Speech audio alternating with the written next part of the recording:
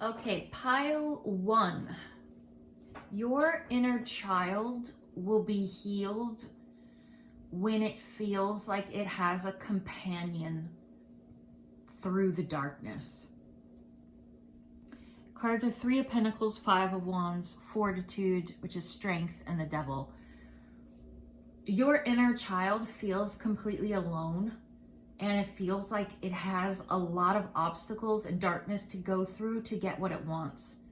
There's a lot of scary things. I'm seeing them as like just by themselves, sort of like clinging to like a stuffed animal or something as it's looking through this deep dark cave that it has to walk through. And what your inner child wants is a true and real companion. And if you don't have that in your life right now, that's okay.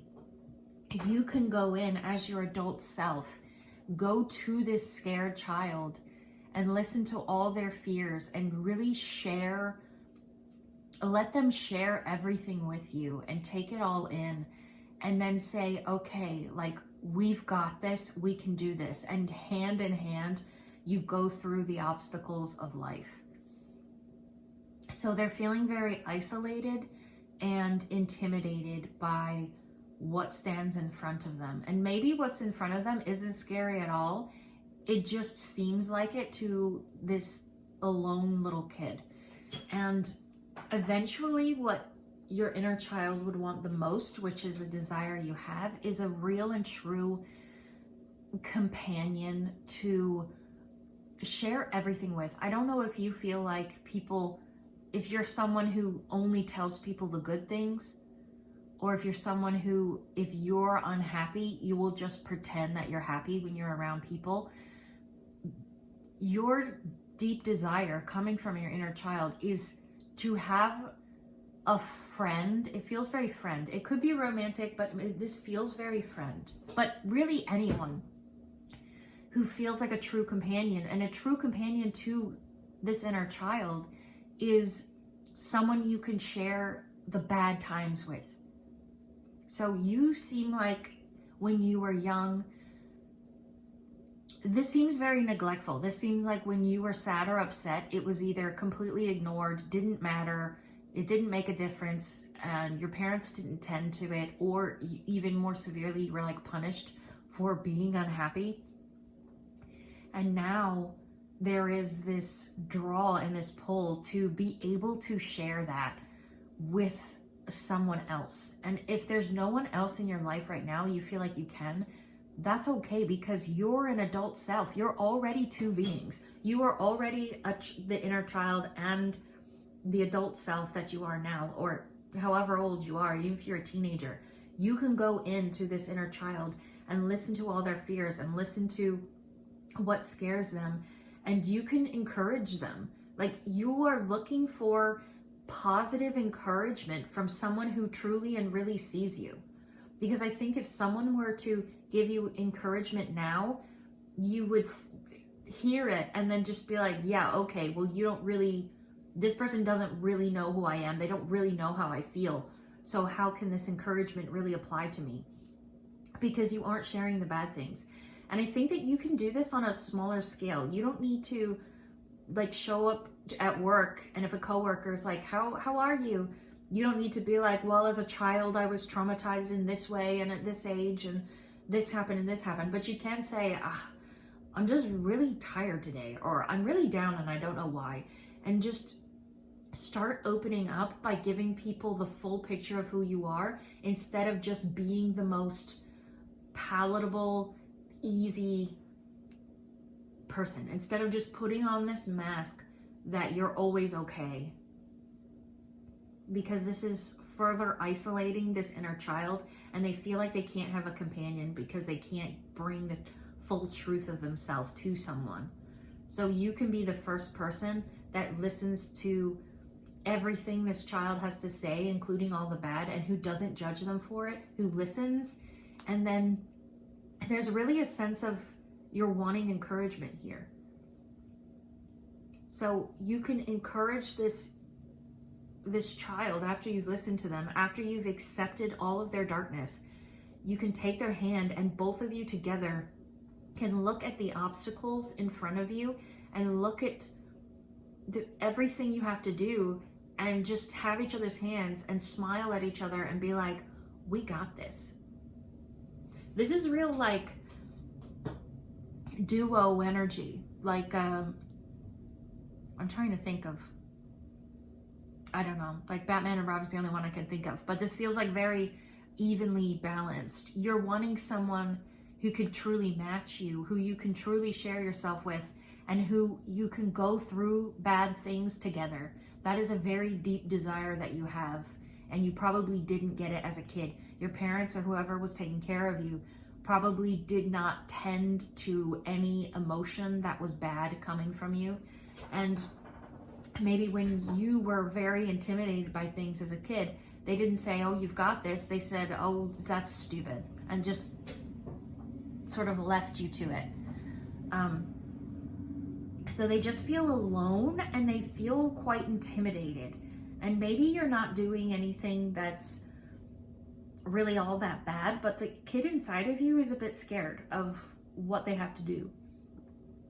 So it would go a long way if they just had someone, and you can be that someone. And then as you become more aware of this pattern and you start to break through it in your everyday life, you can start getting closer to people in a real way and sharing more and more of yourself, instead of just putting on a mask that everything's okay and that nothing ever bothers you. And that's going to lead you to a true and real companion. And once you have that, there's this real feeling that like you guys together can just conquer anything, that you'll be able to do anything, that nothing will be able to intimidate you again, because you'll have each other. And even if you try something and it doesn't work out, because you're with someone else, it'll just be like a funny experience. Like, oh, we tried this thing and it just failed miserably, but you guys will be like laughing together about it instead of being sad that things didn't work out. There's sort of this feeling that if you had a companion, life just really wouldn't be intimidating, and it really wouldn't, the bad just wouldn't hold as much bad, because you'd still be having fun and making memories with this person that you have. That's actually true psychologically. There was some study done where they had people walk up a mountain, and if the person was by themselves, they guessed the incline of the mountain to be so much more than what it was. And if a person was with like one of their close friends that they really loved, they guessed that the incline of the mountain was way lower than it was. So that is an actual real life human thing. If we're with someone that we truly value and have fun with and love, the trials of life don't seem as hard to us. And that is at the heart of what your inner child wants. And you can be the first one to give them that. And then you can start pursuing it in real life. There's also the tower at the bottom of the deck. So this is showing me that maybe some of you, I kept saying like, maybe it isn't that scary what you have coming up, but I think some of you actually want to remake your entire life. That's what the tower says.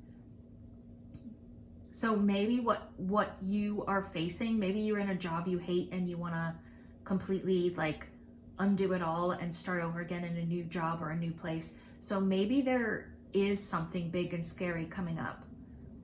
And if you've been hesitating on doing it, maybe it is this feeling of the inner child that's been keeping you from it. And when you go to them and you become that companion for them, it won't seem as scary to do whatever it is you've been aching to do. Also, I didn't plan on doing this, but the next card after the tower is Last Judgment, which is telling me that whatever this tower is for you, if you want to like end a relationship or end a job or switch schools or move or anything, it will destroy what wasn't meant for you. So the last judgment card is telling me that whatever falls away wasn't serving yourself in a true and real way anyway. And once you get rid of it, the next card is Two of Swords, which is peace restored. You'll come to a calmer place where you'll be more in your true energy and more aligned with your soul. And then there's the Ten of Pentacles, which is a beautiful foundation. So I think maybe this pain of your inner child has been keeping you from acting. It's been keeping you from blowing up something in your life that you really can't stand, because the inner child is just too intimidated.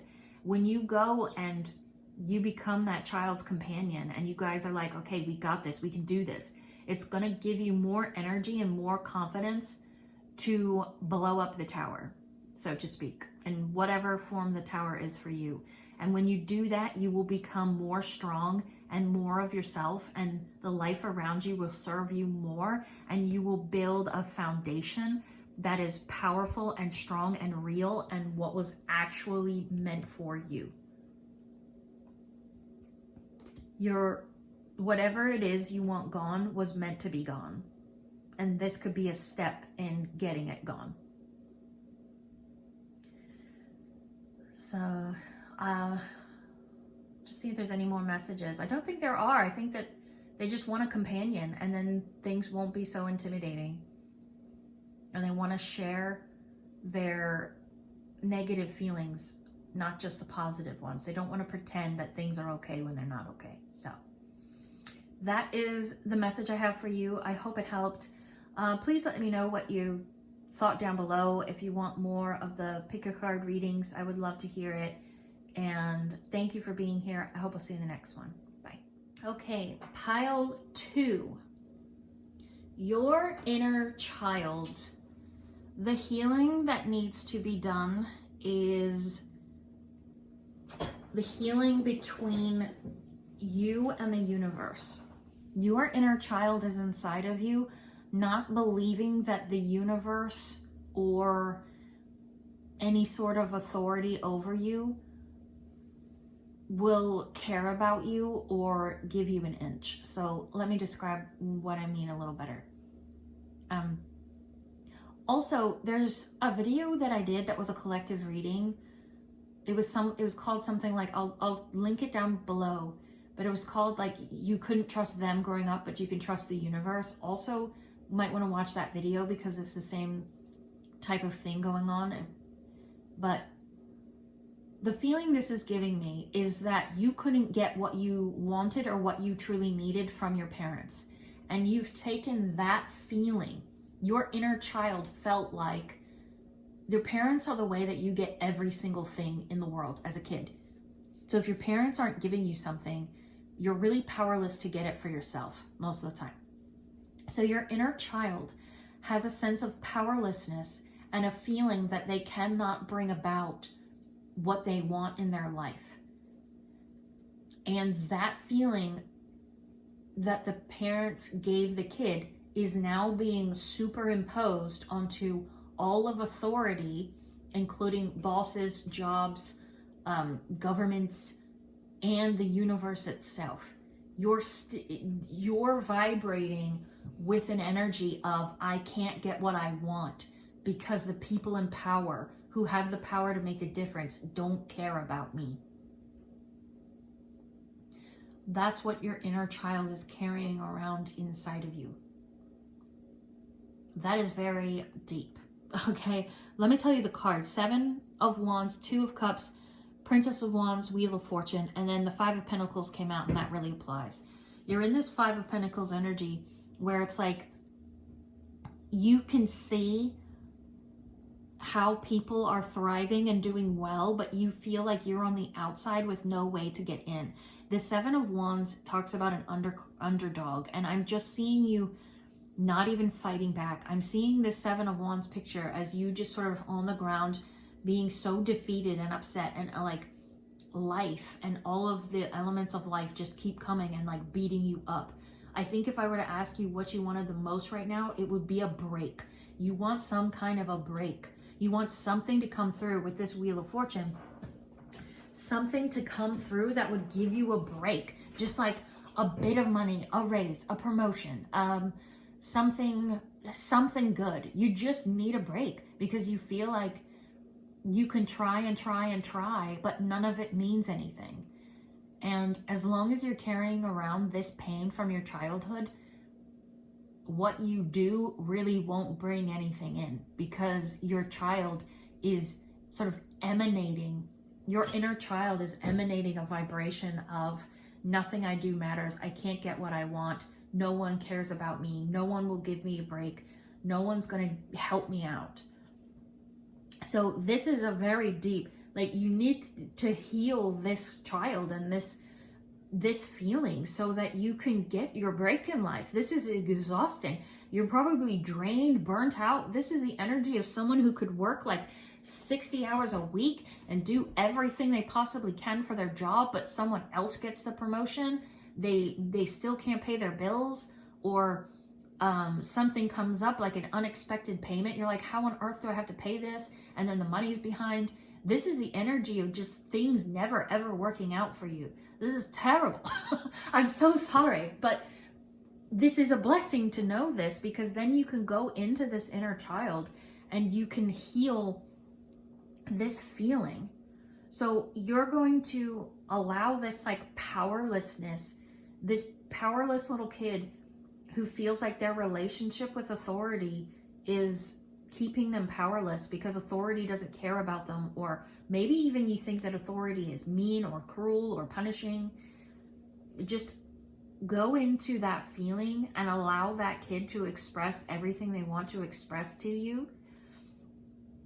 And then look at the relationship between you and their parental figures. Let the kid express everything that they want to express. And then tell the kid that that's over. They're not powerless. They're more grown now than they were. Their parents are not the key to everything. And then take that kid to a place, ask them where they want to go and take them to that place. This is all like inside of you, right?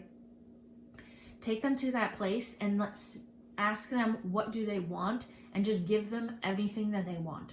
So if they want to go to like the middle of a jungle and befriend a jaguar and be in a tree, let them have that. Like, just whatever this kid wants, let them have it and experience getting it. Okay? And then that kid will take on those lessons and start to grow up. And then what I want you to do is re-examine and rewrite your belief systems around authority. Whether that authority is your parents, your boss, the government rules you're in, the universe itself. I think it would be easiest to start with your parents growing up. Just completely examine all of those belief systems, write them out, and then prove how they're not true. So I can't have anything I want because when I asked my parents for this toy when I was a kid, they said no. And that made me feel powerless. It will be something like that. And then say, well, now I have some of my own money and I can go buy the toy if I want to. Prove to yourself that your power is yours, not theirs. You are not the victim to authority. You are the creator of your own life. There's also, I think it's free. There's a meditation app called One Mother you can download for free. And I'm pretty sure there is a victim mentality, like free yourself from victim mentality meditation on there that is also free. Most of the stuff's paid, but there's got a few free things. Do that meditation and free yourself from these chains. Because as a kid, you really were powerless to what your parents wanted. You can't choose to, where you live. You can't choose what you have. You can't really choose a lot of anything. And that has really harmed you. You need to re-examine your relationships with authority, with your parents, and undo those belief systems. So when you think of this is what I was saying before, when you think of a belief, just write down all your beliefs about your relationship with authority. It doesn't care about me. And then say, once you have a belief, then you prove it wrong and the belief will go away. So you say, no one in authority cares about me. And then say, well, once when I was in 3rd grade, my teacher told me I did a really good job on this assignment. So that is someone in authority caring about you. And then rewrite the belief. There are authority figures that do care about me. I am not invisible to authority. My work will mean something. The effort I put out is equal to the energy I get back. These are the types of things you're going to write out, because I think that this really feels like a huge, like a layered flower, that it's not just one belief, it's a bunch of beliefs all wrapped up into one. And if you can examine this, you can really just unravel so many beliefs all at once and rewrite them, and then live in an entirely different way. Your subconscious beliefs are what controls your life, and you are walking around believing that your effort doesn't matter, and that people in authority don't care about you, and that they will never work with you, and that you can never get what you want. That's very heavy, but it is very, very fixable. You can rewrite those beliefs. And if you need more help and more guidance, you can Google rewriting subconscious beliefs or changing negative beliefs. There is so much information about it out there that you can do. And I think that will benefit you so much, and it will change the way you live your life. When you feel a sense of power to create the life you want, to get what you want, when you feel like you are not a victim to authority, you are just a part of this, like, I'm seeing like an infinity loop. Like there's someone in authority, like your boss or someone, on one side and you on the other side. And it is this equal give and take of energies. Once you rewrite this belief systems, you're going to live totally differently and have a completely different relationship with being alive and creating your own life. So this is so much information, really. I hope it helped. There's a lot of work ahead, but it's fun and exciting work, because you get to undo belief systems that you are living by that do not serve you. And when you undo those and you live by a different set of belief systems, the life around you is going to change so much. You will feel a sense of your own power. And, you know, on the bottom of the deck, just so I'll let you know, 6 of Swords.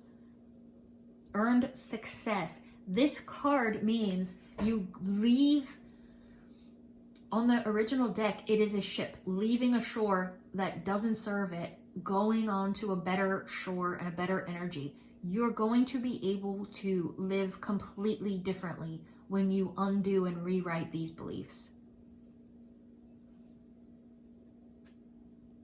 It's very powerful and very incredible, and will make a huge and drastic change in your life. It's going to ripple. You rewrite these beliefs, it's going to ripple out over everything. All of a sudden, the universe is something that's on your side and blesses you all the time and loves to do it. It's going to feel so good. And I'm really excited for you. So if you have any questions or anything, you can leave them down below. Again, look up, rewriting subconscious beliefs or rewriting negative beliefs. There's more information out there, and good luck to you. Let me know what you thought down below if you want more pick a card readings, and I'll also link that video that you can go watch. So let me know what you thought down below, and thank you for being here. Okay, pile 3, how to heal your inner child. This is quite a nuanced well, this message can be interpreted in quite a few ways, so bear with me. One of the things that these cards could be saying is that you feel like the world is way too cruel for you, that you are someone who is sweet, kind, empathetic, like emotionally aware, and that the world doesn't like that kind of a person. Or this could be that you felt like your caregiver was too sweet, too passive to deal with everything that was coming at them from life. You feel like your caregiver was somewhat incompetent or unable, who didn't have the strength to deal with the trials and the difficulties of life. Okay, that's the second thing. Third thing, you feel like you were told to be sweet and complacent and respectful, when in reality, you want to function a different way. Okay, so those are, I know there's a lot of different messages, but ultimately, what your inner child wants to heal is a feeling of either being incredibly strong, sharp, perceptive, bold, action-oriented, so that they can create their own life and to really sort of fight back. They either want someone to align with who is those traits, or they want to embody those traits themselves. So that seems more likely if you feel like someone, the person taking care of you, just really just got like, I'm seeing a person in the waves and a wave just comes and completely sweeps them away. If that was the feeling you had about the person taking care of you, you might have sort of unconsciously adopted those behaviors of being really passive, of being really sweet, even when someone was being cruel to you. And your inner child wants to be able to develop a strength and a fire so that they feel like they can be in the power seat, they can be in the driver's seat. That is a great analogy for this feeling that I'm trying to explain. Your inner child feels like they're in the back seat and someone else is driving the car and they can't control where they go or what they do. Your inner child wants you to get up and get in the driver's seat. Before, I was sort of getting the feeling like they want to, like if you are really sweet, if you are really complacent is what I'm getting, that you would want someone around you to be strong. But I'm really feeling now like maybe you do want to be around these fiery, bold, action-oriented people, and that will help you. But I feel like you really want to become those traits yourself. So this could be something where someone really enjoys how kind and compassionate and heart-centered they are. But for whatever reason, the people in this pile, their inner child is just taking that too far. You can be heart-centered and tell someone to F off at the same time, because your heart also matters. So if someone's being cruel to you and disrespecting you, the heart-centered thing to do would be to tell them to F the heck off and never see you again, and for you to get up and walk away and never talk to them again. There's an energy that your inner child is a bleeding heart, or that your inner child was told they're supposed to be a bleeding heart, and you were taught to always be kind, to never say anything that could possibly hurt someone's feelings. But there's a deeper version of you that just wants to get shit done. Someone who wants to embrace their fire. You have Princess of Swords, King of Wands, and the Magician. Princess of Swords and King of Wands. Princess of Swords is like a really fast thinker. She's really sharp, and she is perceptive, and she can really cut people with her words if she wants to. She knows what she wants and she goes for it, right? King of Wands is the most bold, fiery. He cares about himself and his goals and his passions. It doesn't mean he's going to hurt other people in the pursuit of them. This is a king. He will use his power for good, so to say, but this is someone who is really fired up and knows what they want. And then the Magician is literally the person who brings about the life they want through their force of will. Whoever you are and whichever scenario is fitting to you, you have these energies inside of you. If you really enjoy that you're a heart-centered, sweet person, there is a need to bring more balance in with more fire or more demand for respect. You can be the kindest person in the world and still demand respect. Like, this is Queen of Cups. The inner child is someone who, for whatever reason, is feeling like they always have to put other people first. And how you heal that inner child is to put yourself first. This doesn't mean be mean to people, but this also means not letting people be mean to you.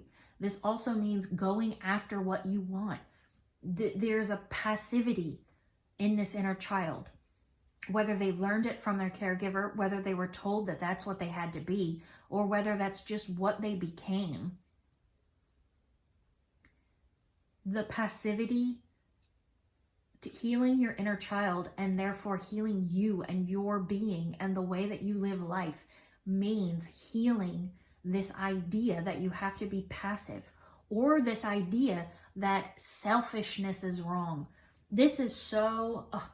it's such a toxic thing that the word selfish is seen as a bad word, because what someone is telling you when they tell you being selfish is wrong, it's telling you that you belong to them and they should get whatever they want out of you, but what you want shouldn't matter. Like, there is times for selflessness, but selflessness is not the way to live life. You are a self. You are a self. And you need to be selfish, meaning you need to value your peace, you need to value your sanity, and you need to value what you want in life, and you need to have enough fire to go for it. So to heal your inner child, you're going to address this feeling of passivity and this feeling of the world's too scary, or I can't join in the fight to create what I want. So an example is like, you want to be an actor or an actress, but so does a million other people. If you really have this desire, this is just an example. This could apply in anything. This could apply to relationships. Like, you're looking around and you're like, I'm single, or I want this job, but a million other people also want it. You know, millions of people want to be actors and actresses. So this energy is someone who would bow out, because it's just too intimidating. There's too many other people that want it. Why on earth would I get it? Or like in a relationship, you can say, I really want a partner, but look around at these other people who also want partners. Like, of course, they're going to get the partner, and you just bow out. What this is telling you is you need to find this inner child and talk to them and figure out why it is they believe this way. And sort of this, it seems more of a belief system than an emotional trauma. You can address the emotions behind it, but I think that what you want to ask is your inner child is, why do you feel like you need to put other people first? Why do you feel like you can't go for what you want? And listen to what they have to say, and that will give you the answer to what the belief system is behind this. And once you find that belief system, so if this was someone who, if you go to your inner child and you listen to them and they're telling you this type of information, and you're like, okay, why do you feel like you can't go directly for what you want? And they say, well, the family won't like us anymore because we have to do what they want. That is a belief system that is keeping you out of your own energy. You can rewrite the belief system and say, I can go for what I want, and I can still have people accept me. It isn't selfish. It isn't bad to want to create my reality. These cards on the end, you are a person that has a strong desire. There is something you want to create. You want to step into the creator role and create your life in a certain way. I don't know what this sort of passion is, but you want it. And it isn't selfish to go for what you want. That's why you came here. That's why you're a human. Your soul did not incarnate into a human so it could just do what some other human told them to do. Or so it could just stay meek and mild and take itself out of the fight and let other people have what it wants. Your soul comes in with desire for a reason. Desire is another word for destiny. What you truly desire is actually the keys to unlocking your destiny. There is something you want. You want to be in the power position. You want to create your life. But you have to figure out what this belief system is in this inner child that is keeping them passive. And when you listen to this inner child and hear what they have to say and discover the reasons behind it, now you understand the belief system that has been holding you back. And you can rewrite it.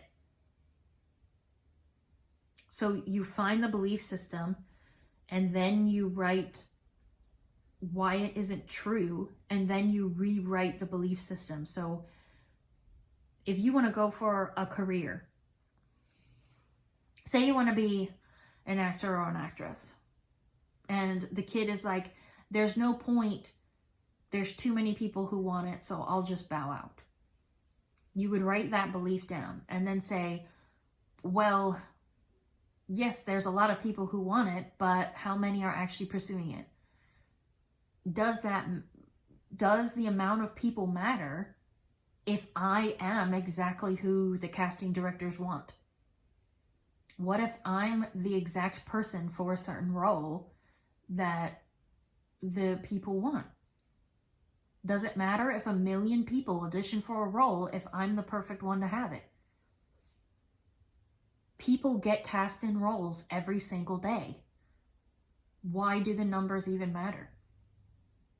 And then you rewrite the belief system and say, I want this, and I will feel better if I'm pursuing it.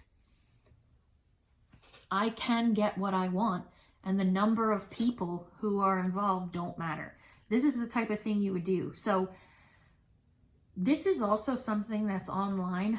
I was just recommending this to group 2 as well. You can look up rewriting subconscious beliefs or look up rewriting negative beliefs, and that will give you so much information on how to do this. But there's your inner child is holding some kind of a belief that is keeping you in the back seat of the car instead of the driver's seat. And you want to be in the driver's seat. So I hope that was, this feels like I couldn't give like a solid answer because there's so many different belief systems that it could be. But I hope this was enough information for you to carry forward and, you know, talk to this inner child who feels really passive and figure out why they feel like they can't be the active force behind their life. And that's going to unravel the belief systems that you can then prove wrong and then rewrite them. And again, there's more information about this online if you look it up, rewriting negative beliefs. So let me know what you thought down below. I hope this was helpful. If there's any questions or anything, also let me know if you want more of the pick a cards, if you like those. I appreciate it. Thank you for being here, and I hope I'll see you in the next one.